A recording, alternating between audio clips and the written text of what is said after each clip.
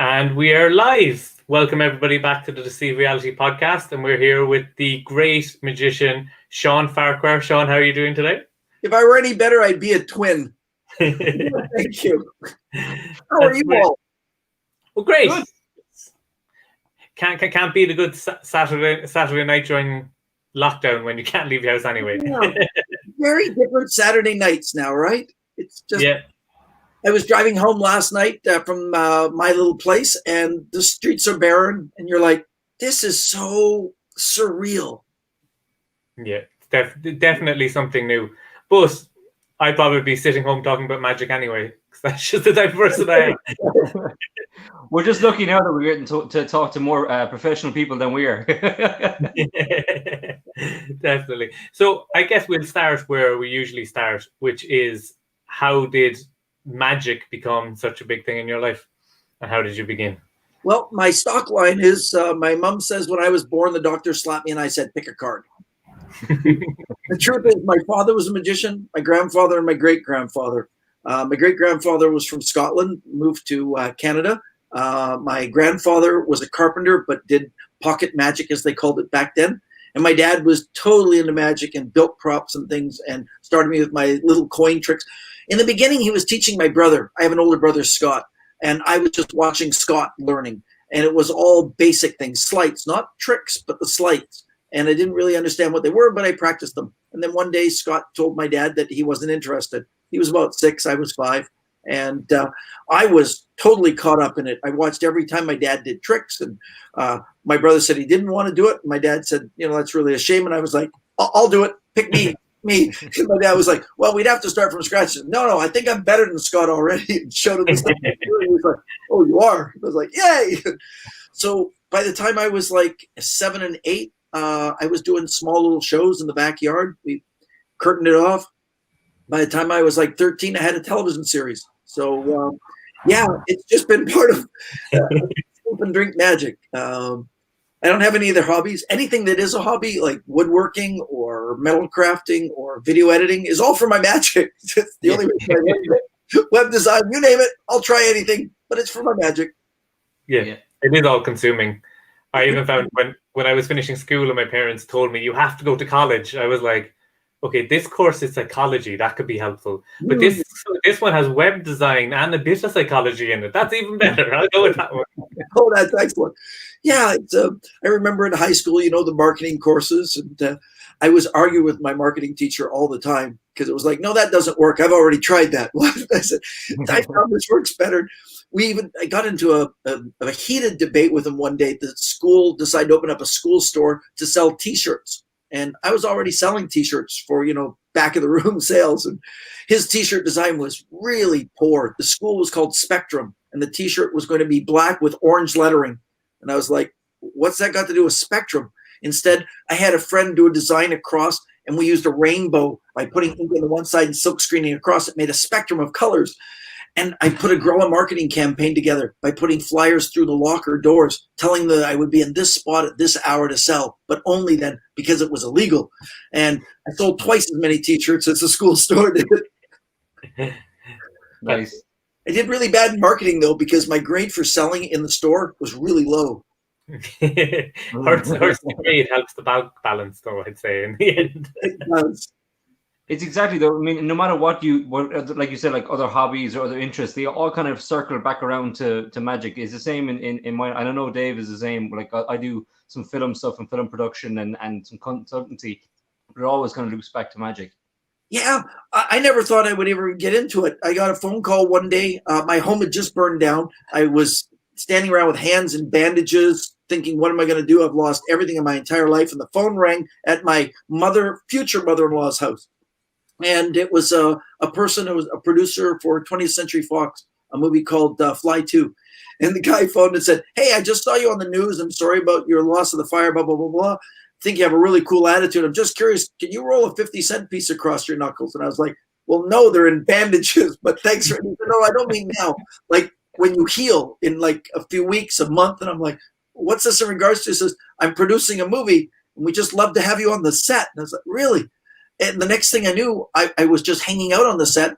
I went from being a kid wrangler to a special effects advisor, to the magic technical advisor for the film. And they just kept paying me money. And it was like, what else can you do? And it was like, everything circled back to magic. No matter what I did, it was like kid wrangler. Yeah, I can keep 12 kids quiet by doing some magic tricks. And there was a scene where the actor needed to have the kid look him directly in the eye. And no matter what happened, this kid just kept drifting off because there are so many people on a set, right? 30 people, supposed to be intimate, man. So I went over with this kid. His name was Harley Cross. He became famous for a while and sort of dropped away. I took a coin and I said, hey, Harley, check this out. And I stuck it on my forehead. So it stuck there. And I said, watch the coin. And then I wiggled and it dropped off and he smiled. I did it and I held it longer and longer and wiggled and it dropped and smiled. And I went over to the director and I said, I can get him to stare right at the actor. And he goes, really? I said, watch. Hey, Harley. And I stuck the coin, turned my back so the director could only see my head. And the kid stared right at the coin and would not move. And I said, you tell me when you want him to laugh. The director went, what is it? Just tell me. He goes, now. And I wiggled and the kid laughed. And the director said, okay, we're good. And I put the quarter on the actor's head. The actor did the entire scene because it was the kid's POV. That's all they needed for the eye drifting. And I was like, magic. It worked. Brilliant. That's definitely cool. And just to go back talking about the magic, do you remember much of your first shows and what sort of stuff you did? Oh, yeah. First thing my dad ever built for me was a vanishing banana. It was a flip over box. I'd seen a TV show called The Brady Bunch, and my dad, up to then, everything was sleight of hand, cards and coins. But for a show, I thought I needed big stuff, right? Stage magician, the gold lame shirt, and stage magic. So I had a box that had the 2 holes in the side, the flaps. You put a banana inside, and you flipped it, and then disappeared. For me, instead of having a fancy holdout, my dad put 2 spikes in the door. So when you put the banana in, it stuck to it. So then you could open it up and show us God, flip it back and take the banana out and peel it. And then you eat the evidence of the 2 spike holes. Nice. Yeah. And I had 2 rabbits. So I had a tip over box where I made one rabbit go from white to black and black to white, which was fun. And, nice. Yeah, some really cool stuff. Having I had candle through the arm. I still have it to this day. The tube over the arm. I would do shows for church socials, so it's decorated like stained glass window. The material on the gold, which is funny because I used to say this looks like a stained glass window. That's for all you people that have never been inside of a church. And then I put the candle through, and the candle, of course, was on a little tiny brass thing, so it looked like it was all stuff from the church. And yeah, put a candle through my arm. Kind of satanic when I think about it now. Candle through an arm. True stained glass. Yeah, yeah. Those are the things that I was doing back then. Yeah, because it was all, biblical with this. So it was like the small piece of rope, the larger piece, not Professor Nightmare, small one, medium, and the large one, to say, Father, Son, Holy. I had the whole thing. I was going to church seminary. I thought I was going to be a priest.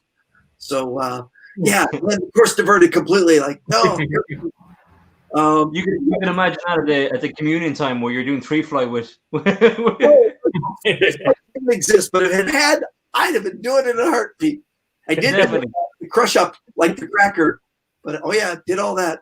I remember my instructors, David Price, Reverend Tuck, and Reverend Forney saying to me, "We need to talk to you. This is not your calling. You need to go do magic. Go."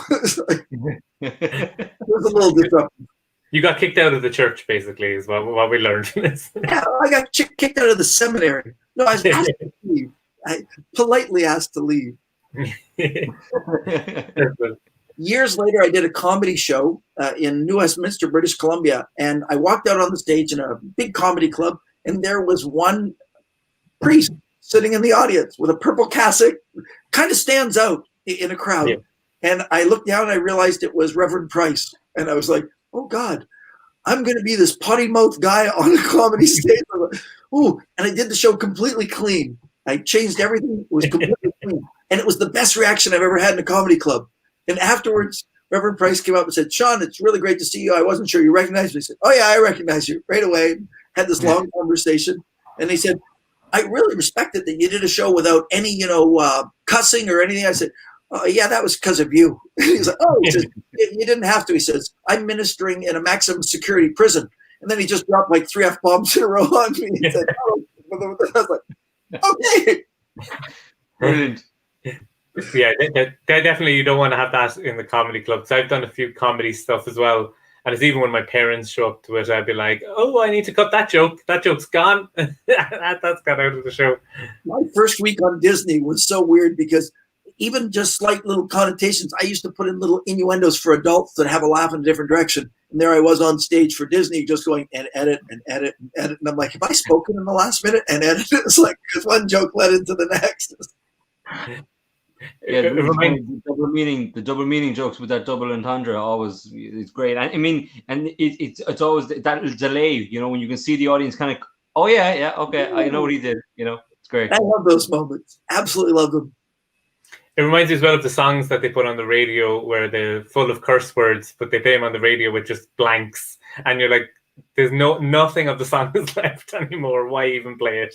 I just so this WAP song is the whole new thing in the whole world, everybody. But I've been so busy, I haven't actually been listening to music or doing much other than constructing my theater. I built a theater, but this WAP thing is all over the place. So yesterday, my wife and I sat down to watch it, and I'm watching the video, and it was going wet and gushy, and I'm going, what's that got to do with WAP? And then I realized it was the radio version of it, and I was like, I don't get wet and gushy and why everybody's so upset. The video is bizarre. There's like dead spots in the middle with no music. It's like weird, but then it was wet and gushy, and I'm like, and then I went, maybe this is the radio version, and found another one. Now I totally understand. So, not even little John didn't get it at all. Yeah, at least you found the proper one in the end. Otherwise, you'd be very confused.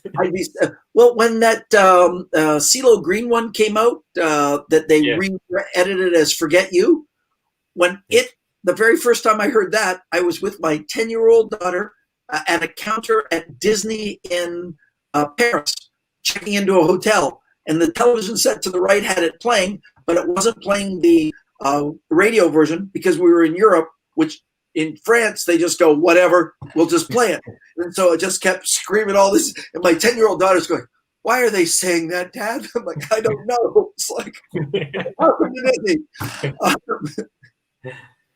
But no, I was just going to say about your theater, your theater, it's such a unique idea, the speakeasy. How did that kind of come about?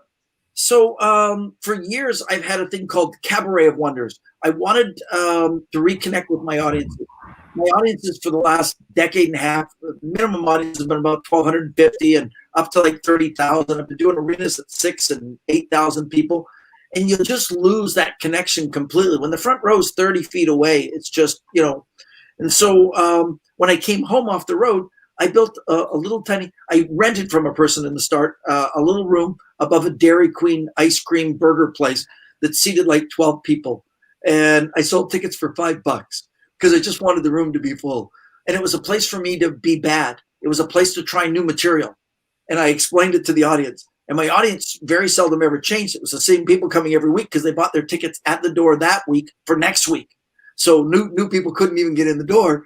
And I would say, this is where I'll come to try new things. I'll bring a young person in who's just starting, and I'll bring an old guy in who's really polished that doesn't get all the opportunities that he'd like to have. And then I'll do stuff that's experimental, and you'll get a show like no one else has gotten. So that went from this little room with 12 people. Now we're in a room that holds about 250 people for that one, up until COVID, at the Chilliwack Cultural Center. And they sit at round tables with candle lights, and it's just gorgeous. And it's Cabaret of Wonder. And it got too big. It got big, and I wasn't connecting anymore. It's like I'm back up to 100 people in a room, and I really like that 12 people where I talked and knew everybody's name. And I thought the ideal number was about 30. I went looking, and I found a movie theater screening room in a really expensive hotel, the Shangri-La Hotel in Vancouver, housing a lot of the actors for most of the films. I think right now it's got all the people for Riverdale in it. I remember the last time we were there, they were there, and my daughter was in the elevator with them, and she was just vibrating, going, hello, hello, hello. So they would use that room as a screening room. And so I rented it because it was all big, luxurious leather chairs and a nice big stage area with a movie screen, which allowed me to do some sleight of hand with the projection, like My Shape of My Heart and Unwritten and some of those things. And it went really well. It was 36 seats. But then after the first few of them, the hotel figured out that I was making a lot of money and decided they would charge me $1,600 a night for the movie theater space. And I was like, yeah, no. So I looked around. I came in on the ship. I came in on Disney Wonder as a port into Vancouver. So I had a whole day in Vancouver to do nothing while being paid. It doesn't happen often in my world. So I found Chinatown and looked around. I was like a tourist in my own hometown. Found a 700 square foot little space and went, I could build a little theater. And when I mean I built, I cut every piece of wood. We sewed the curtains, strung the lights, did everything. And I made it so that it was in a really bad neighborhood.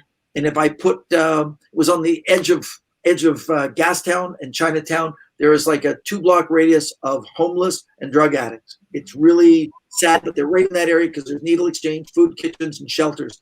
But sadly, it's really overpopulated and a lot of crime in the area. And I thought if I put a little theater with flashing lights and velvet curtains, I'd pretty much be broken into every night. And the thought came to me, maybe I put a fake facade in the front. What would people not rob? Oh, a tailor shop. Who'd want anything from a tailor shop? And so we put mannequins in the front, and I put my old costumes, my purple jacket and my checked coat and things like that on mannequins. And I put the word tailor across in English, and I put some Chinese symbols above, but they weren't Chinese. If you looked at them, it was just stylized to the word fake. So it said fake tailor. Nice. When I was putting on the lettering for the fake, a Chinese lady from above came down and she was banging on my door, the window. She said, "That doesn't say anything." I said, "It says fake." And she looks at, "Oh, so it does." And just walked away. So then I needed a way to market it. And the first thing I thought of, back to marketing school, was, hey, if I, instead of calling it Cabaret of Wonders, I'll call it Hidden Wonders, because it is hidden now. And then it was like, if I can make it more like a speakeasy, and you have to have a code and there's a secret door. So then we made the changing room, and you had to go through the mirror to get into the area. And I put bleachered seating. So it was 10 people in the front row that were 6 feet away from me. The second row were like 8 feet away. It was 12 feet to the back row. It was a tiny room, but 30 people. So stretched out this way, but nobody was more than 8 feet away from me to watch the show, which was really exciting for me because I got to learn all 30 people's names as they left. We took pictures. I called them by name and shook their hands. And I wanted to make it even better. So I changed it from being a set show to choose your own adventure. The cabinet is filled with stuff. My cabinet of curiosities. I've got a box of wonder. They get a choice of picking something from the shelves or telling me to pick something out of the box. Or they could say, pick something from me. And then I'll do something with like their ring, their watch, their iPhone, whatever they've got. I'll do magic with them. Maybe their scarf around their neck. So no two shows were the same. And it took off. I went from a Friday, Saturday night to 2 on Friday, 2 on Saturday, a Sunday matinee, then a Sunday evening show, then a Thursday show. We're doing 7 shows a week, sold out. And if you think of it, that's like 210 people, which meant I would do a month and I wouldn't hit the number that I was doing for a single show in the theater. Yeah. I was the happiest I've ever been. It's got that prohibition feel, you know, the kind of hidden, and that's a really cool idea, and very kind of underground magician. You know, it's like when you go to some of the magic shops around Europe, and some of the older ones, they're always up, you know, 3 floors up or in a basement, or, you know, so it has that feel. I like that. It really has it. I had to shut that entire thing down in March, and then we sat all locked down. In Canada, we locked down pretty hard and just sat there. It was around May, early June, when they started talking about, you know, we might be able to leave the house and have our bubble grow a little bit from just immediate family to maybe some extended family.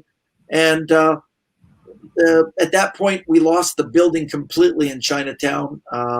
I'd been talking to the city about, you know, was there ways, and they decided I needed a sprinkler system with, you know, $100,000. And it was like, nope, I'm done, thank you.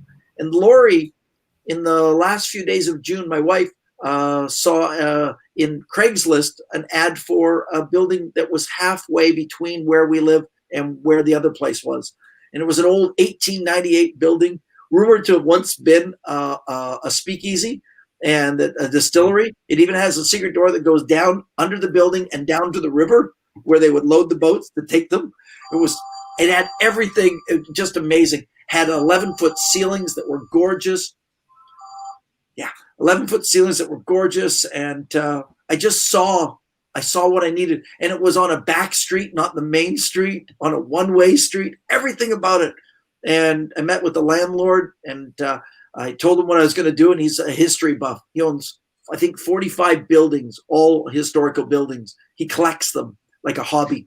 And I told him what I was going to do, and the grin on his face was huge. So we built it all again, and the fake Taylor front was tiny. It was like 8 feet. Now I have a full store, an entire store that's curios, or as you call it, junk. It's just junk. Old Star Wars toys and ashtrays and just crap in there.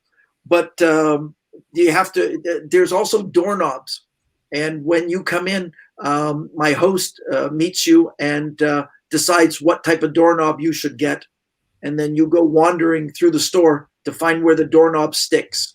And when it sticks, the door opens. And it's nice. A wall. It's not a door. It's a wall. And the whole wall just opens in there. I have a secret camera so I can watch it. And there is no more joy in my life than watching these people go, ah! And then all the people in the room all go, hey, because it's like a party in the inside. And they've just gone from this dark, dusty junk store into this lush burgundy velvet and black velvet with Edison lights dropping down, just gorgeous room. And they're like, wow, can't believe it's on the other side of that. And the vagrants who are going by, the hobos and people, they don't even know that it's right there, right in front of them. So it's got a kind of an escape room kind of feel, so as soon as they're in the door, they're straight into the hidden wonders. That's brilliant. Yeah. It's a great concept. Brilliant. It gets even better. At the end of the show, I have moments in the show where I talk about things and I get people to describe something they've never seen before. And of course, I tell them what they're thinking about, which is really fun. And I say, I want you to think of something really random, like Mr. Potato Head dressed up as Darth Vader, or Batman with a Stanley Cup, or Donald Duck playing a xylophone, or a popcorn bag full of diamonds. These are weird things. You think of something weird, and of course they do. And then I describe it to them, what they're thinking about, which is pretty amazing in itself. But then I say, in a week, if you came back to the store, you're going to see the thing you described in the store. Because when you leave today, all those things I just told you about are things that they've told me about in previous shows, and they're all out front. And so when you leave, you go back through the store going, hey, there's Batman with the Stanley Cup. Oh my God, there's Darth Vader. And it's Mr. Potato Head, right? It's like, and so nice. As they leave, it's just as much as an adventure to see the junk isn't really junk. It's actually all things that were related to the show. That's everything cool. Trick. Yeah. Yeah. I like the concept as well of having people choose what tricks are done, because you can get bored when you're doing the same show over and over and over again. The worst thing in the world for me was that I would get hired by somebody and they just want you to do the same stuff. No, we like this. I've got new material. They're like, no, we like that thing you did on Ellen. That thing on Foolish. You got to do the Foolish thing. And I'm like, God, I've got more material. They're like, yeah, but this is the stuff we want. Yeah. I signed contracts with companies that would say must perform these effects. And it was like, whatever. I find it hard not to force. Like Nirvana never liked playing Smells Like Teen Spirit and stuff. You know, that you get known for, you might do it once or twice on TV, and then it's known as like the trick that you do, and then everyone wants to see it live. And everybody thinks that's the one you love to do, and it's like, there are times I love to do it, and there are times I don't want to do it, and it depends on the audience. And I talked to the audience about that. It's one of my favorite moments is off the top, I ask how many people are seeing magic for the first time live. Oh my God, almost 50% every time. It's unbelievable the amount of people who've never seen live magic. I grew up in a world filled with magicians. My father, my grandfather, I just assumed everybody saw magic. Yeah. It was at the end of a show, a guy about in his early 60s came up and he said, it's the first time I've seen magic live, and that was incredible. And I was like, I'm sorry? Did you just say you're seeing magic live for the first time? Yeah, I said, I would have been better tonight if I'd known that was possibility. Oh my God, I'd have done something harder just for you. It's like, and then I started asking that question at the start of the show, and the amount of people that raised their hands was unbelievable. And then I would ask, how many people have never heard of me before? And just about the same amount. I was like, I got to get a better publicist. It's like, so then I give them a short Wikipedia, on me and what I've done. And then I explain that normally I'm being hired by these producers all over the world that write out a set list. And you write your set list because you're not even sure what you're doing, because they've changed the stuff that you'd love to do into the stuff they want to see.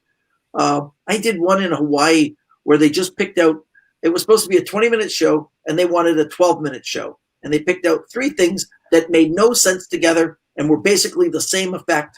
looking different, but they loved it. And I said, I am going to suck if you make me do this. And they said, oh, it's going to be great. No.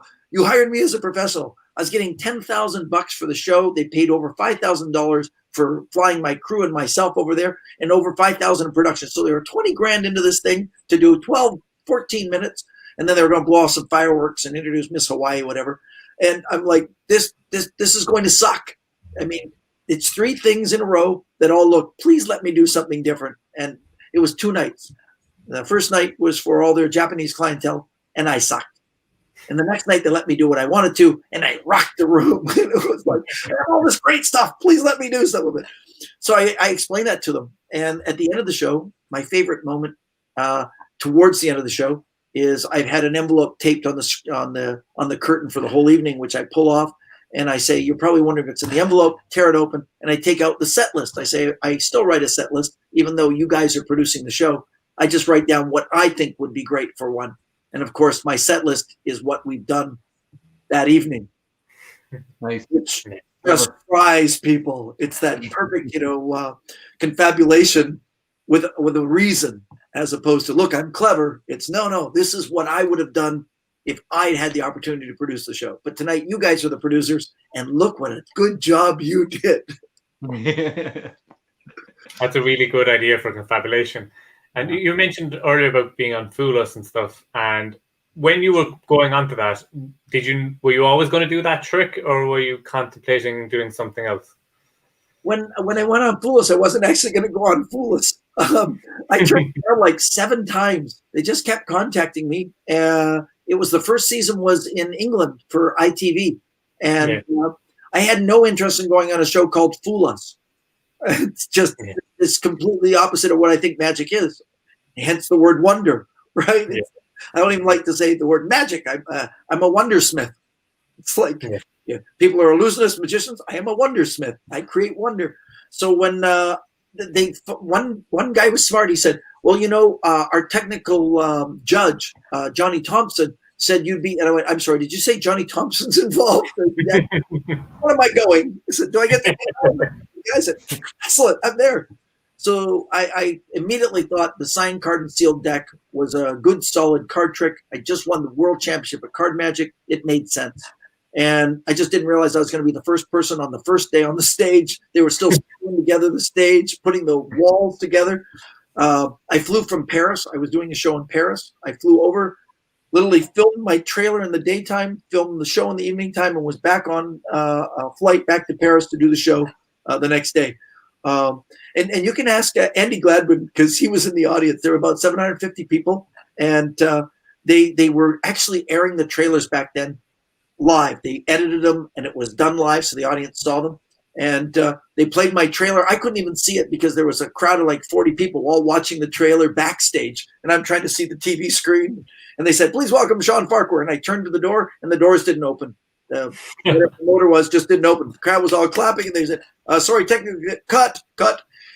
Fix the doors. 2 guys with screws. 5 minutes later, I'm still nervous as hell standing backstage. We're good now. Let's roll that clip again. Now there's like 10 people watching the screen. I can see the screen. It's like, oh, this is cool. Oh, that looks good. Very cool. Please welcome Shawn Farquhar. And the doors opened about that wide. My arm through, and I waved, and the crowd laughed. And they went, and cut. And now I'm just like a racehorse. I just won out of the blocks, right? And they unscrewed the motor off the door, and they just had 2 big guys stand there to pull it open and close it. Now it was just me watching a trailer, nobody else around the TV screen. Everybody was bored. Me too. As soon as that door opened, I ran through it. Let me get on with this. And it went well. The second time I went on, I did the book test, and I really didn't know what I was going to do. The book test seemed like a good idea because it was completely the opposite of card tricks and mentalism, because it's not what I had this. So that was the year before. The year before was the year that the clairvoyants won FISM in mentalism.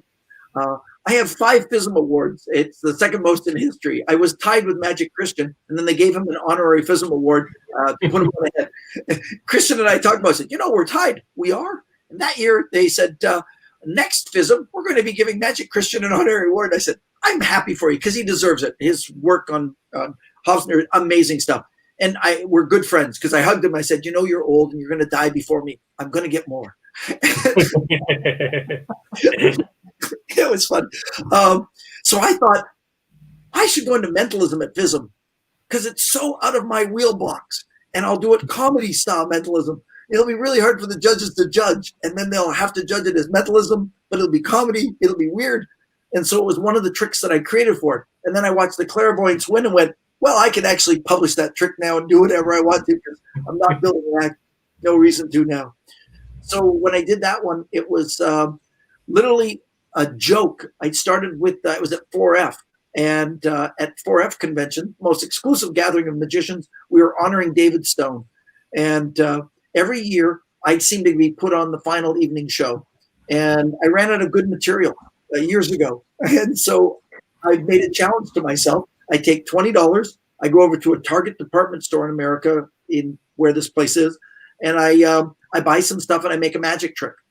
And a magic trick good enough to perform in front of 100 of the best magicians in the world. And one of them, I wanted a lottery ticket, and I went to buy the lottery ticket, and there was a Hallmark book next to it that had a lottery ticket in the book. And I thought, hey, I get a book and a lottery ticket for the same price. I'll get that. But when I scratched the lottery ticket, I won, which made me good. So I went back and I bought another book, the same book, thinking there's no chance you get 2 lottery tickets in the same book, and I won again because the ticket was scam.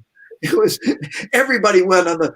So I had 2 books and they were the same. And I remembered a gag that I'd seen a friend do years ago, Kirk Charles, at a magic convention called Brush Prairie's Magic Jamboree by Stan Kramian.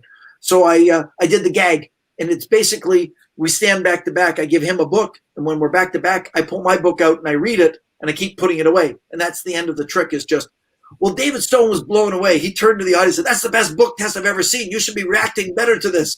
Of course, they were going, it's the stupidest thing we've ever seen. But to David, it was a miracle.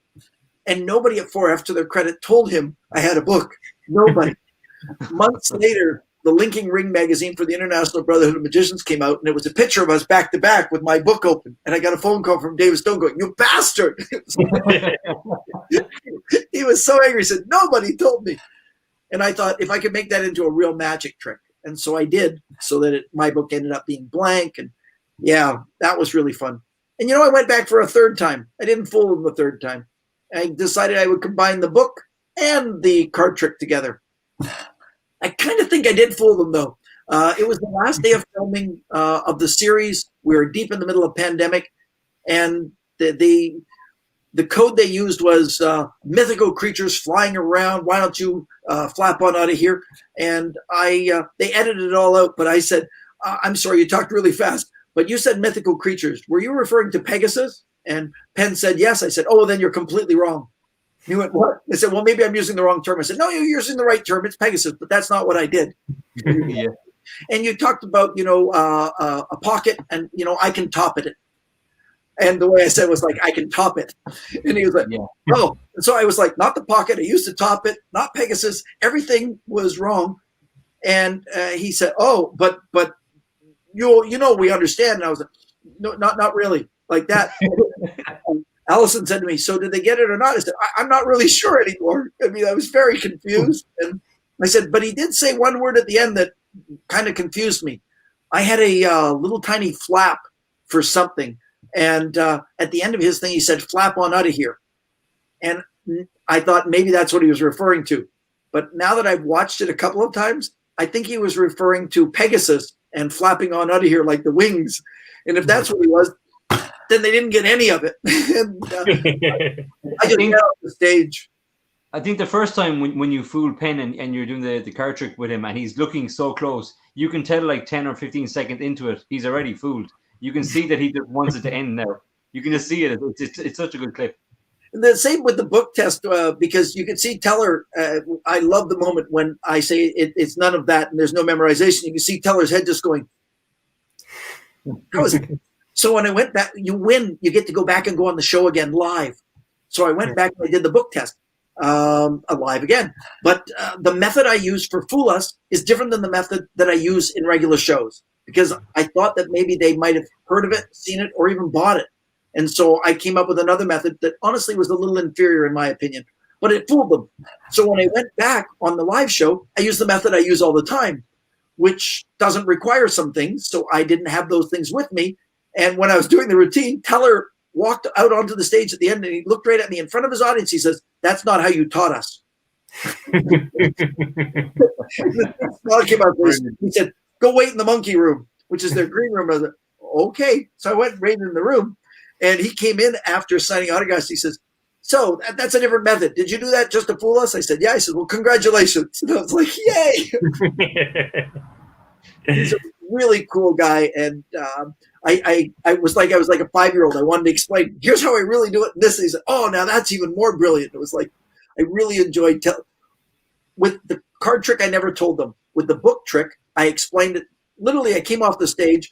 I was off the stage having my microphone taken off, and I turned and there was a wall of a human there. It was Penn going, "All right, never knows the card trick, but tell us how this book thing works." And I said, "Well, take a few guesses." And Penn took a few more guesses, and they were all wrong. And I said, "Here's how it works." And I showed him, and he turned from me, whips open the curtain, and says, "Teller, come back here. You're going to kill yourself." Teller came running back going, "He told you?" And I'm like, yeah. I said, "But before I tell you, give me a couple more guesses." He gave the same guesses Penn did and a couple of other ones that were really good. And then I went, "Nope." And I showed it to him. And he said, "What if we'd asked for in the pocket?" And I pulled out a sign that said "sorry" on it. And then the other side said "very Canadian." Nice.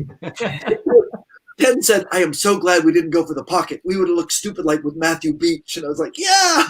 Yeah.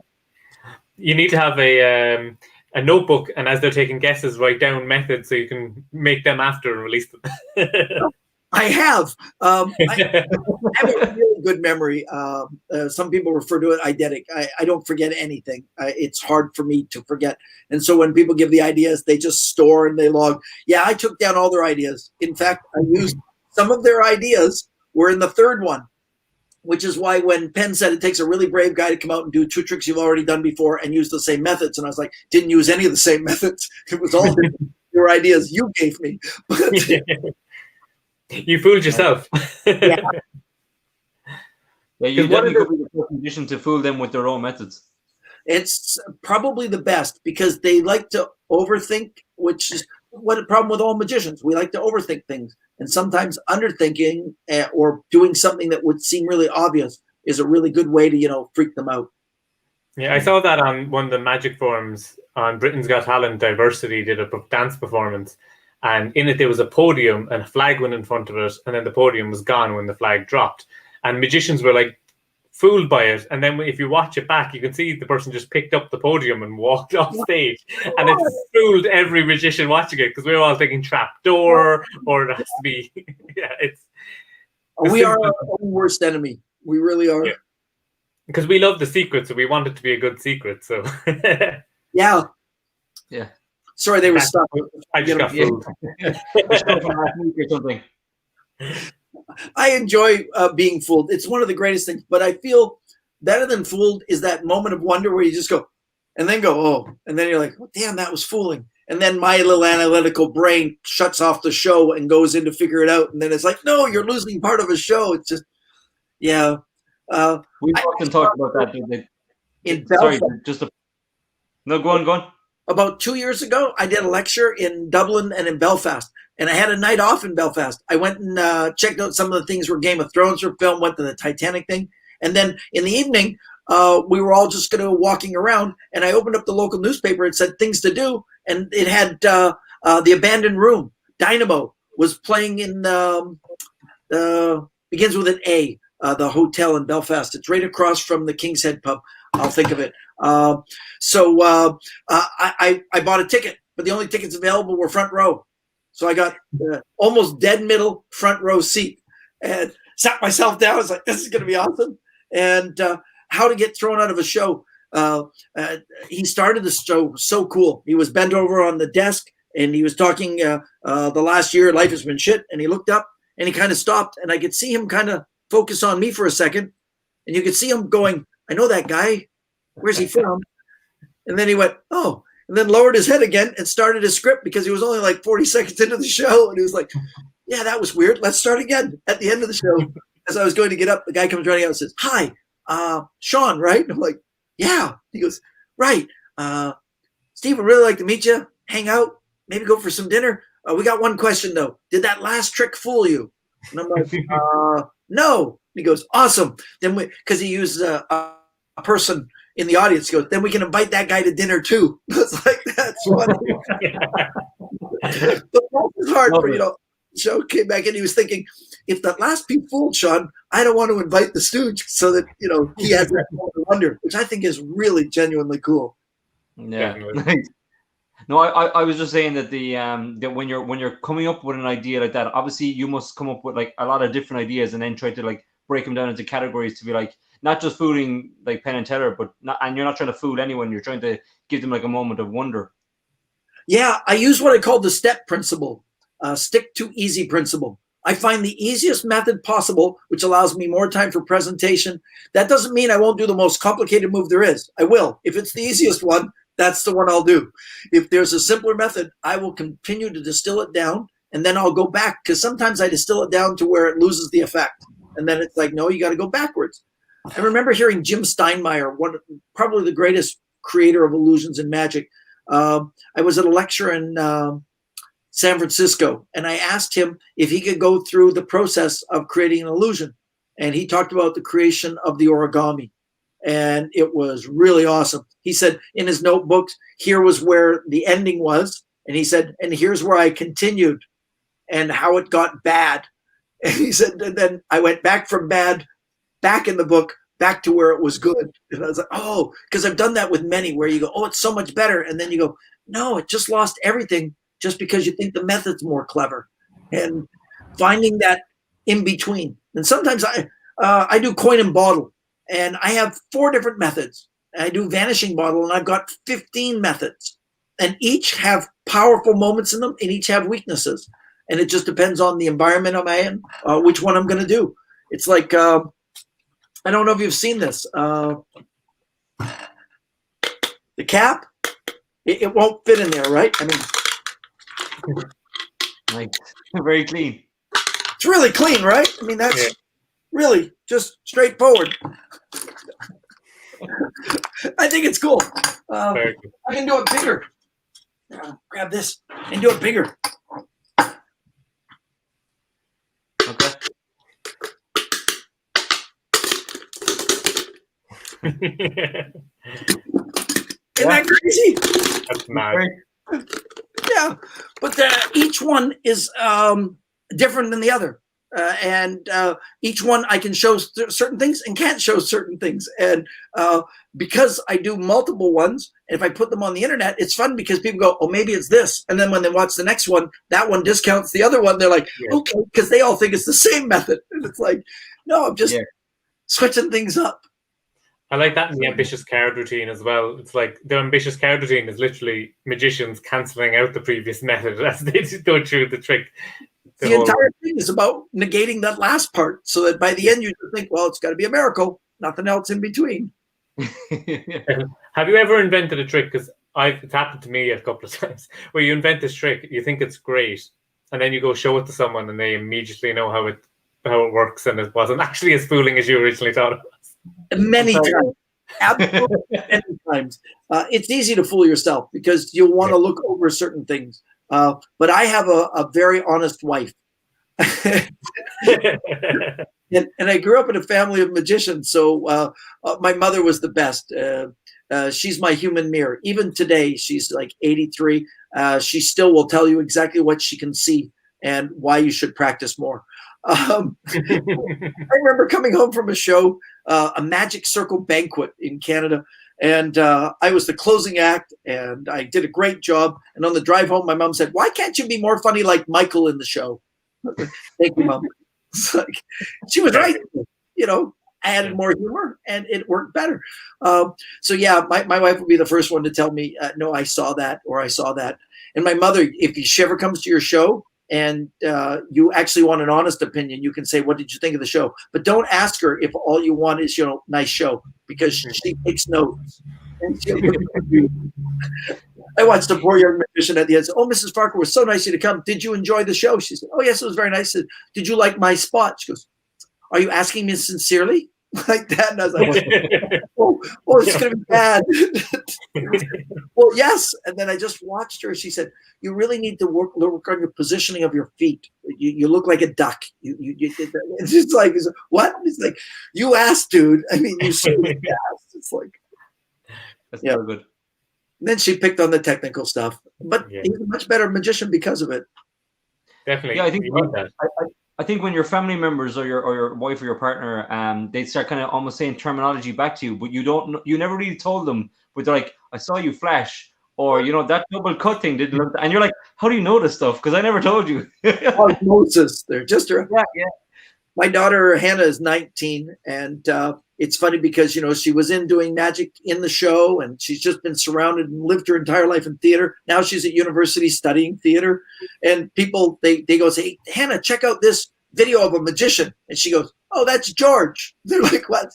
"Oh, he's a friend of the fan, blah blah blah." Said, "Oh, you've got to see this one," and then she goes on the internet to find George's better trick and goes, "Watch that." And they're like, "Wow," they're like, "I love it." She goes, "Oh, when he does the origami, they're like, the what? Oh, never mind. It's a box trick. We'll just watch." That's cool. I did find myself, if I practice something in a mirror, I tend to blink for a longer period when I do a secret move. So it's invisible to me because my eyes have literally closed. And I feel like my pass is perfect. But it's not. In the wrong generation. I blink. I was raised on a mirror. I had a 3-mirror system, and when I did the Bird Act, I had a big mirror, wall mirror, and I wish I never had that because I still to this day blink. The new generation has a camera, and I tell them, turn off the monitor, just hit record, do the routine, staring at the little green or red light, and when it's done, watch the act. Don't even watch the monitor. If you don't watch the monitor and you just stare at that green light, at the end of it, you can review, and you'll see where those things are. And for my students, I tell them, if you can, put an iPhone over there, put your laptop there, put your iPad over there, hit record on all 3, and pretend this is your center focus, this is your B, that's your C. Talk to your whole audience, look up to the gods, do everything so that you're hitting everybody. Then watch the video later, review it, and watch it from the person that watches from the side. Watch it from the person who watches on the other side, and watch it from the middle. Because those are 3 different shows, completely different. Every person has a different perspective. And then you won't blink because you're not trying to cover up what you can't see because you can't see it anyways. Yeah. We grew up wrong, though. The camera is just such a great with the mirror. It's twice the distance. So what you're seeing is twice as far. So when you say I can do that trick 8 feet away, no, it's 16 feet away. So they can see that thread. They can see that little marking that you put the pencil dot on something because it's not as far away as you thought it was. Definitely. It's a really good point, yeah. But you can trick the camera. I love, do you see that? What is that? 2 of hearts, right? Yes. That's because of the light here. When I hold it here, you can see the light and you can see it's a 2 of hearts. If I hold it to the other side, doesn't it look dark? Yeah, it does. This side looks red and that side looks dark. But that's just lighting, right? I mean, when I bring it close, it still looks dark. Oh, but back here it looks red. I mean, up here it should be red, but over here it's dark. And it's red. And if you just shake like that, it'll actually go dark on that side or red. I love it. And if you're colorblind, all that is lost on you. It's just nothing. or if you're listening to this on iTunes, you've no idea. In a podcast, I just changed the 2 of hearts into a black card and back again. Yeah, it was amazing. Yeah, and then it just disappeared into thin air, and we've no idea what happened. It did completely, and now my hair is turning red. Okay. One of the first videos I think I saw of yours was the video of the Shape of Your Heart performance. How long did that take to put together? It's still one of my favorite things to watch. I'm still putting it together. For me, it's art, so it's ever evolving. It's changing. I just saw a young man. I think I don't know where he was from. I think maybe he was Polish, who did a video of his own version, which was cut edited with all these beautiful flourishes, and it just amazed me.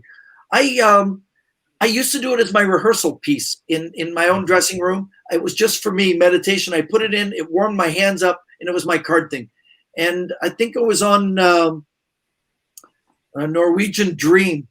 A guy named Jason Potter saw me doing it, and Rich Cleason was the cruise director. And they saw me in the dressing room doing this. Jason was the TV tech guy. He was in the room at the time. Rich was just about to introduce me. He said, "What is this you do before the show?" I said, "What's my little meditation thing?" He said, "So what?" I took out the earphones, I unplugged it, and I did the routine for them. And Rich just stared at me and said, that should be on a stage. And I was like, "No, it's too small. It's too intimate." And at that time, no one was doing videos on stuff. Copperfield was pretty much the only guy doing anything. And Jason said, "I've got a handheld camera, one of those giant ones on your shoulder." He said, "I got a camera. We can run a BNC. We can do that." And 2 weeks later, we had a screen drop down, and I did it on the stage. And it just had that feeling. The audience, it just stopped them dead. And I went, okay, now I have to make the moves different, because the moves I created were all intimate up close. And for the camera, they could see things like a bend and a crimp. A crimp on a 40-foot screen looks like a motorcycle. Your mom is in the background shouting at you, going, "You flash! I can see it." I can see that, Shawn. It's an arc like this. It's like the smallest little bend in a card like that just telegraphs on a 40-foot screen, massive. And in HD, it's horrendous. And so it was learning how to adapt new things that would work for the camera to make it. It's not a close-up piece, but it is. It's just a close-up piece meant for the camera. It was fun creating new ideas for it. And then I wanted to be able to distract the camera, like the moment where the card goes to my teeth. I really love that the cameraman knows. And teaching a cameraman to not flow up nicely, teaching them to go, "I want you to be focused. And when I do this with my finger, I want you to jerk up like you're surprised, because you're translating to the audience your surprise so that they'll be surprised." But camera guys want to flow up smooth because that's what they've been taught. And I'm like, you can flow down smooth. Show them you're great on the way down. But on the way up, it's got to be jerky. Like, what the? Oh, look, it's on his mouth. And when you get that guy who can do it, or the girl, then it just changes the whole feeling of it. I've had a few that just couldn't get it. And they're like, "And pan up." And I'm like, no, you just, it looks like we rehearsed this as opposed to you're the spectator. So yeah, I'm still working on it. And, I did a wonderful idea just recently of when the king in his hand, when the memory of it fades, I put the card on my hand and just kind of pressed, and half the card disappeared. So it was left with just part of the king and part fading, and then one more pass, and then it was completely faded as I tossed the card to the floor. And I love that. But it got almost zero reaction from the audience. Mm. When you make something disappear, it seems to be more wonderment, and they're quiet. When you make something appear, they react to it. So normally I take one king and it turns into four, which is kind of the antithesis of what it's saying. The memory of it fades. I'm actually making more, but it gets a better response from the audience as opposed to making the card disappear. Same with like when a bird magician vanishes the bird cage. It's usually a, oh. But when you make something appear, when the birds appear, tremendous applause. It's vanishing at the end of the show, not as good as appearing at the end of the show. Something appears, people know to clap. Something vanishes, people go, "What the hell happened to it?" I think that shows something that you get during experience, to actually listen to the audience reaction for structuring a show, beginning, middle, and end. Oh, I listen to every show. I record every single show that I do, and I listen to them afterwards. Not watch, listen. I can't stand to watch me do magic. But I love to listen to the audience's reaction. And I tell the audiences now at Hidden Wonders, I'm down to, because of all the COVID restrictions, we've just begun to open up. And my room will hold 60 people. We're going to have 30. But right now I'm doing shows for 12 people. 12 people, socially distanced out at little tables. And I thought this would be the weirdest thing. And it's not. It's just the best thing in the world, because I can see them all. They all want to be there for the magic. And I can see the wonder. I used to hear the wonder. You could hear the audience. Now I can actually see what wow looks like, because I look out and I see people going, I'm like, yeah, that's really good. Mouth gaping open, eyes wide, just staring at with saucers. And a gentleman come up last night and said, "I've seen you on Penn and Teller's Fool Us. I've watched it dozens of times." He said, "I never thought I'd see you in person." And he said, within the first 15 minutes, my analytical mind shut down and I just said, "Enjoy." And I was like, yay. It's like, job done. Yeah. it's cool. It's got that really kind of unplugged feel, you know, that we can perform smaller and more intimate, and a bit more like the vaudeville days of like, you know, those performers. You know, it's more intimate, it's closer, it's more parlor. It might be a benefit. And it's more challenging. I had to set out and find. I had to find the show's 75 minutes, so I had to find 4 shows because I needed enough material to be able to switch. I want people to come back repeatedly. Some people come 4 and 5 times to see the show because it's never the same. So I needed an abundance of material, but it all had to be non-contact, interactive, and finding material. Now I'm curating, not just using my material. I'm curating. That's the word. I'm looking for people's material going, I need something that you're selling that I can use that will be in a way that the audience feels like they're engaged, that they're taking, you know, control of it, and that the magic is happening, not with just, look, this. My magic has never been, hey, look, I'm special. That's not the style of magic I ever wanted to do. A guy in the San Francisco Chronicle described it. He said, I'd seen Broadway magic and Las Vegas magic. For the first time I experienced living room magic. He said it was like a cool guy who sat down in my living room and just showed me some weird things. And he didn't say I impressed him or I freaked him out. He said he saw weird things. And to me, that was really cool. Because now it was about sharing as opposed to showing. And so finding the material. I've fallen in love with, I never liked technology in magic. But recently things like Stranger and Cubesmith and those sort of things, Inject, have really taken a place in my show. Because to be able to do something with them sitting at their table and feel like they're totally involved is Cubesmith is great. I have a Rubik's Cube that is all cleaned and using the special spray that the government recommends here in Canada. And we put them in a paper bag so they sit for 14 days. I got a bunch of them.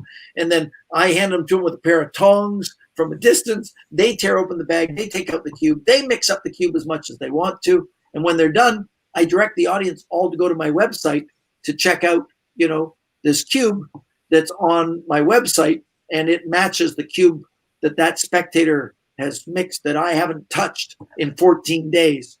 And they're like, what? Now, if you put it back in the paper bag, wrap up the top, my staff is going to clean that. And 2 weeks from now, maybe someone will pick it again. And for me, that type of magic didn't exist before. And it's so much more powerful now.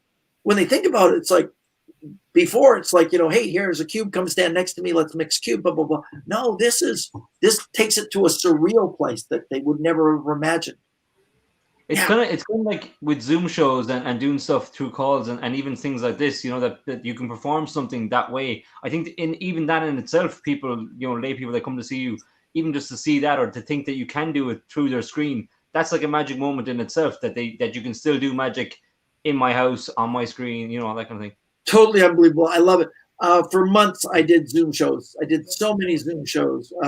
I set up in this room with my bookcase, and my bookcase had all the unusual items all over it. So I was doing my version of Hidden Wonders in my office by being able to say, is there anything on the bookcase that's unusual or weird that stands out to you? And all the props were all laid out all over the place. People go, what's the blue thing? That's an excellent. Let me tell you a little story about that. Or who's that? A picture of? Oh, that dead white guy. His name's Vernon. Let me show you something with. And so it was really fun to have all these little things all over the place. So they still felt like they were in control of the show. They were picking the material that was being done. Clipped in the very center was an envelope, which I pulled down to show it was my set list. Everything took place in this environment, and it really was like going to see the show. My new plan is, I just installed my high-speed internet into Hidden Wonders day before yesterday, and I did my first test run yesterday. Tomorrow I'll do a thing for the Magic Castle where I give them a guided tour inside the place. So first time someone's seen a tour of it. My plan is in the middle of October to offer Hidden Wonders as a hybrid show. I think I don't know if anybody's done it. I got to research, but I don't think anybody has done a live show and a Zoom show at the same time. So I'm going to have an audience of 12 people.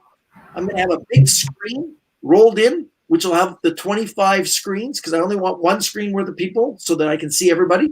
So it'll be a big screen. So that'll be the audience to the side. I'm going to have an iPad on one of my mannequin heads from the tailor shop. And then when a person from Zoom comes on, I'm going to have say, push your head forward, please. They're going to be like that. And then I'm going to be able to talk to a person because there'll be a head and a body. And I go, you are way closer to me than anybody in this audience. Go through, look at a card and remember it. And we're going to have an interactive guy on or girl on stage standing next to me. And because I've got a body of my wife in a dress and me in my purple jacket, they can be one or the other. Man or woman, your choice. Clip the iPad on, roll them out. Big hand for the lovely lady standing next to me. Wow, I haven't had anybody stand next to me in 6 months. It'll be Great idea. It's going to be brilliant. Yeah, and they'll be able to pick things from the cabinet or something from them. If they said something from them, imagine how they're going to feel, the audience there and the audience at home, when I say, take out your iPhone. Let's do something with it. Go to Google and look for a picture. and then I describe the picture to them. They're blown away because they're sitting in Ireland and I'm sitting in Canada. There's a live audience. I think it'll be really fun. Multiple cameras so that the audience shot will be through the audience. So you'll see a couple of heads so that you really feel like you're sitting in the crowd watching the live show. And then when you get selected, you get to be moved forward. And when I'm doing the effect, then it'll close in on it. Yeah, I'm very excited to, I think, offer first hybrid Zoom live show ever. Excellent. Sounds great. I mean, it's definitely going to be the future for the nearby future anyway, for sure. It's going to be a while. We're going to be in this for quite some time. But a lot of people go negative, and I've always been positive. I lost my home to a fire back in '88, and when the news cameras came and they shoved the cameras in my face, looking for that human interest, you lost everything in your life. What are you going to do? I remember looking at the camera and saying, "This is going to be the easiest move I've ever had." There's always a positive. You just got to look for it. I have a picture that I keep on my desktop here. It's of a young boy holding a sign that says theaters are closed by the order of the mayor. It was during the last pandemic when Houdini became a household name. If Houdini became a household name and lived through the pandemic and became the sensation that he was, the Thurstons, the Blackstones, dude, it was the heyday for magic because people needed to find a release. They needed to find the safety and the comfort of knowing that there will be better times. They even needed just 30 seconds to not think about the world outside. Yep. One of the best compliments I had would have been in February. A man at the show when we were back in Chinatown, he came up. He had winter time, so we had what we call a toque, a snow cap on. And he walked up at the end of the show and he said, can I have a word with you? And I said, sure. And his name was Jim. I said, Jim, what's up? And he goes, he pulled off his hat, and he bald as the billiard, and he said, I've just gone through the worst chemotherapy in my life, and my entire world revolves around the word cancer. Everybody asks me about my cancer. That's all I think about. I eat, sleep, and drink about cancer, and cancer is not who I am, but it's what I've become. And he says, I just want to tell you, there was like 5 minutes in that show that I didn't think about cancer. He said, it was the best 5 minutes I've had in a decade. And I was like, well, thank you. Not knowing how to react to it. Go, oh, wow. And he goes, just wanted you to know that. Put the cap on and just walked out the door. And I was like, well, thanks for tearing apart my heart. Really appreciate that. Yeah. But you don't even know that you're doing it as a magician. A lot of magicians, we just do tricks. That's what we do, right? But you really do affect people. It's my favorite argument. Magicians in a group will talk about which is better, what's more important. Is it the effect, the method, or the presentation? And there are heated debates and essays on it. Effect, method, or presentation. Oh, if your presentation sucks, it doesn't matter what your method is. The effect doesn't matter. If you got a great effect, but your method sucks, blah, blah, blah. And I'm like, you're all missing it. It's got nothing to do. Those three are key. They're important, but they're not the primary. The primary is effect, not effect, but effect. You can have the best effect with the best presentation and an awesome method, but if you don't affect your audience, if they aren't somehow affected, cry, laugh, feel amazement, get angry at you, if nothing of that happens, you're not an artist. You're just a trickster doing a trick that's clever. And so find the effect in magic and how you affect. And sometimes you won't even know it. Afterwards, I had a lady come up to me and say, oh, when you were doing the thread trick at the end, you spoke directly to me. I mean, I got your message. I'm going home and telling my daughter to move out. She's ruined my life. She should find her own. And I was like, All right then. And I was like, I have no idea where that came from. It's an absolute true story. We were on a cruise ship because she came up later and said, yeah, my daughter went through a divorce and moved in with me, and my whole world just turned upside down. And I could tell by what you were saying that I really have to. And I was like, oh. She's like, when I saw that lemon and that lime come underneath that chop cup, I knew to kick her out of the house. Speaking of things like that, I think we'll bring this up now, which is the good, the bad, and the ugly, which is basically where we ask someone to tell a story, a disastrous performance story. We tend to go where it started off good, ended up bad, and then truly was ugly by the end of the show. So I have a ton of them. We all do. I have a ton of them.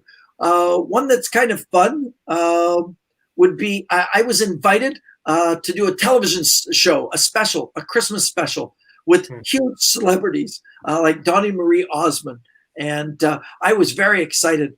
I mean, that was the best thing ever. Flown to Utah, get to do the show. It was awesome. And I'm going to do a bird trick. And I practiced my bird trick a few times, and it's good. And then it's filming time. It's live. We go from one set to the next set to the next set. So they introduce me, and I do my little bird thing. And in the middle of my bird trick, the bird flies away. But I'm okay with it. It's gone. I just continue. Don't even think about it. And I look a little stupid. I mean, it's bad that the bird flew away, but I'm living it down. And then they introduce Pat Boone, who's going to do the storytelling. And he's sitting by the fireplace with some kids, and he's going to read a little story and sing a little Christmas ditty. And that's when it got ugly. That's when they pointed out the bird was hanging from one of the lighting cables just above him, and it took a shit on his head. Like me. Yay, me. It's like... That's why people don't use animals. Doug Henning, when he got married to Debbie, he produced a bird in the wedding, and the bird defecated all over Debbie's wedding dress. Because the caption, if you go looking, you'll find it on the internet, I'm sure. The newspaper caption said, I do, and the dove did too. That's what it was. I do, and the dove did too. It would have taken months to train the bird to do that, like, to be fair. Yeah, you never train it to poop. Well, not so much. I used to have a cockatoo that would take a dump on command. I would say, Sydney, sit. And on sit, he would go, and I said, sit. Yeah, you don't want to lisp in that. It doesn't work out too well. That bird was the greatest thing I ever had. I played a comedy club in Nelson, BC. And the opening act was a guy who's very famous now, writes in Canada. He's a writer more than a performer. He was supposed to do 20 minutes, and then I was supposed to do 40 minutes as the headliner. And I came down about 4 minutes into his set to start setting up, and the people were booing and throwing ashtrays at him. And I was like, what kind of club is this that people throw crap at him? And he got hit in the head, and he just looked at the audience and said, screw you, I quit, and walked off the stage. And I was like, what? And it's like, I just introduced him, gone upstairs, got my stuff, and came down and said, okay, so moving on. And the audience was just horrible. I mean, I don't know what happened from when I went upstairs, but they just hated.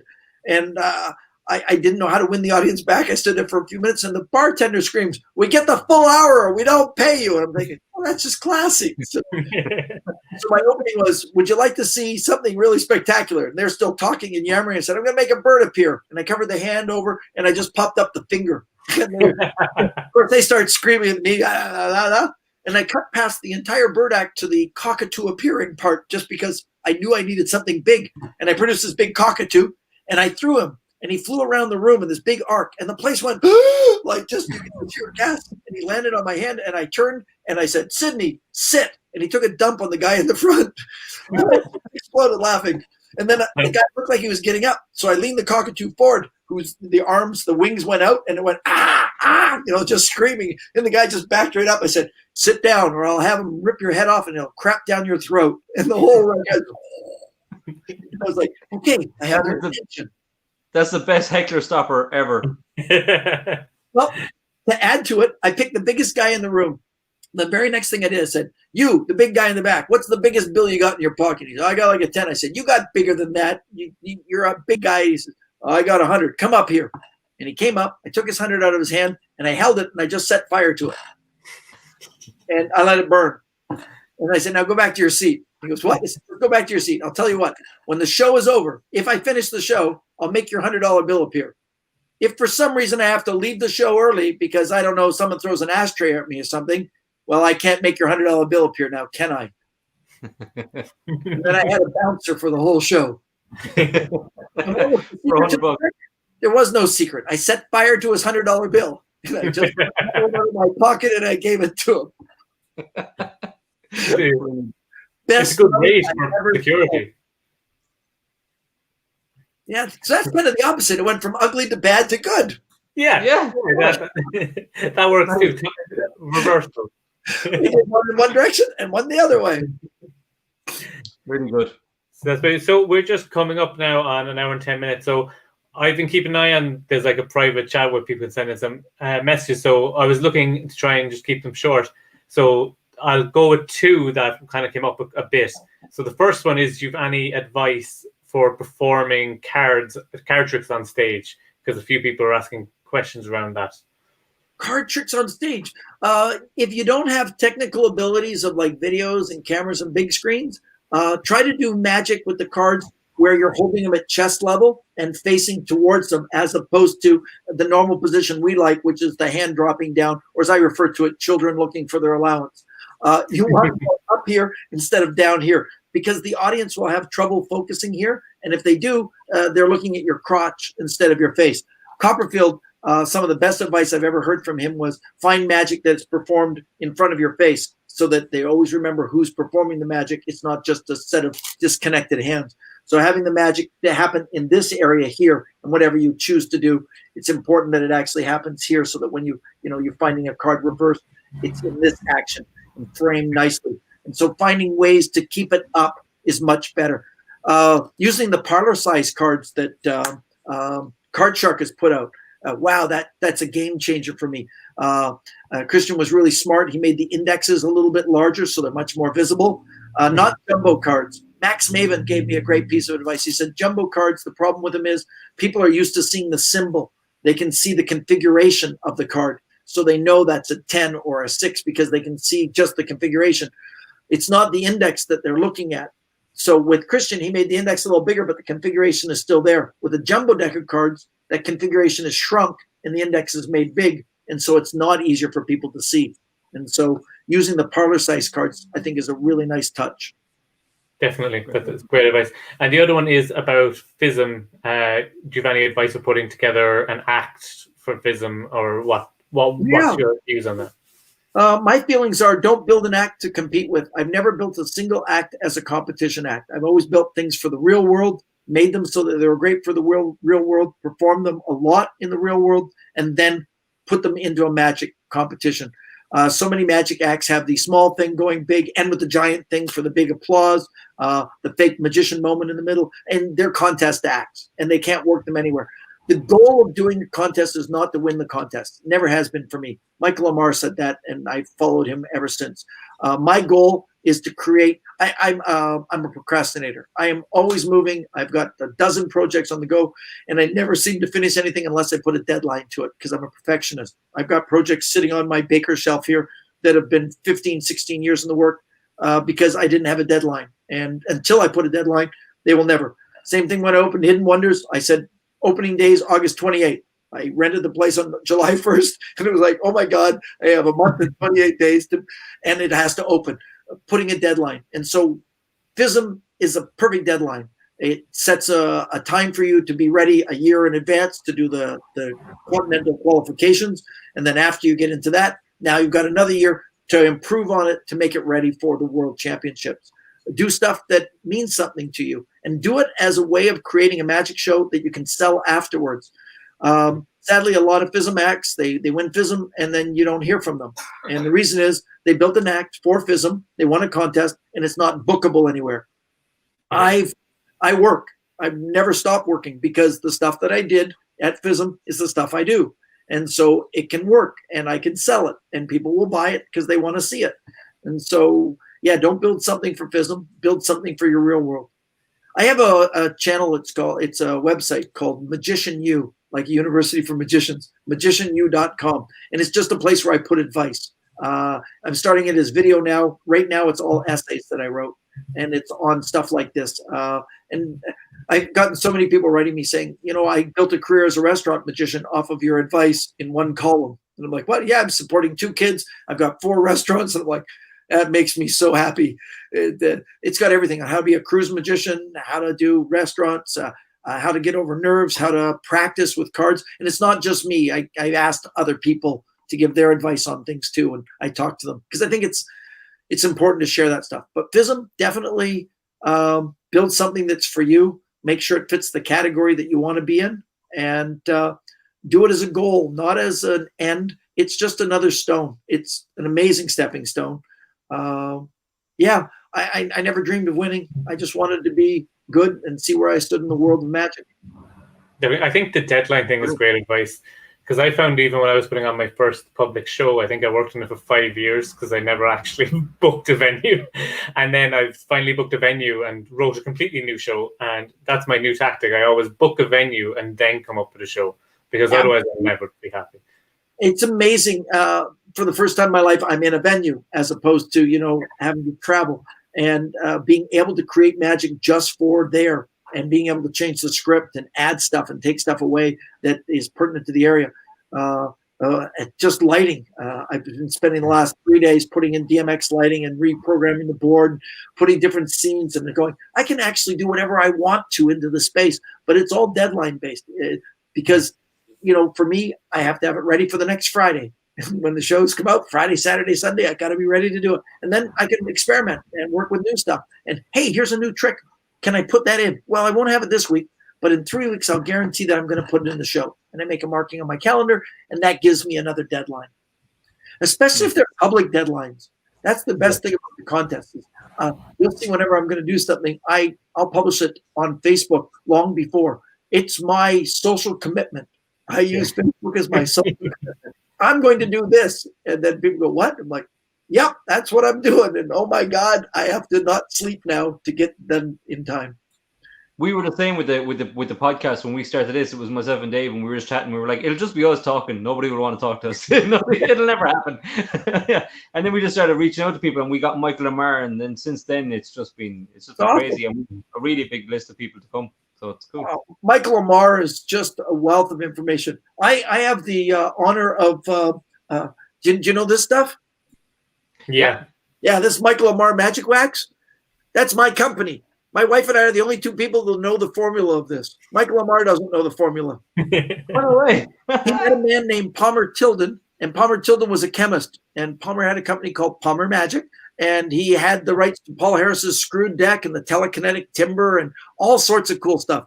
And he said, what are you looking for, Michael? And Michael said, I need a wax for sticking on the ceiling, but the stuff that I'm seeing isn't what I'm looking for. And he described it, and Palmer, over the course of about a year, created the formula, then sent Michael some and said, what do you think? He goes, this is the best. He says, well, you can have as much as you want to if I can use your name on it. And Michael's like, whatever. And so when I bought the company, Lori and I are the only 2 people in the world. There was one other person who passed away, but when I bought the company, we're the only people that know the formula of it. And it's just the best thing. I never used it. When I bought the company, I didn't even know what it was. I said, what's this? When I showed it to friends, they're going, oh my God, it's the best wax in the world. I'm like, and I started talking to Michael. We became friends. He shared so much stuff with his peanut trick. If you ever get to see Michael do his peanut trick, that is genius. Absolute genius. We did a casino in Reno for their whales, the big high rollers. It was Michael and I, and it was just for us. There was like eight guys. And I stood in front and did my act while Michael stood behind, and I just performed for Michael.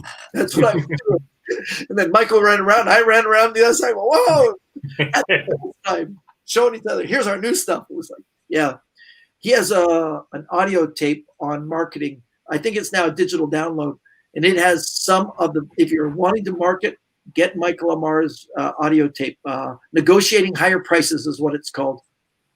It has this moment where he talks about he's on the Champs-Élysées with his wife Hannah, and they saw a painting, And he said to the guy, how much is the painting? And the guy said, it's $60. And Michael said, oh, yeah, we'll take that. And he says, and if you'd like the frame, it's another $25. And the guy goes, Michael went, oh, okay, yeah, too. And he says, do you want it shipped to you? Because I can ship it to you. It'll be like another $40. And I package it all. Oh, yeah, okay.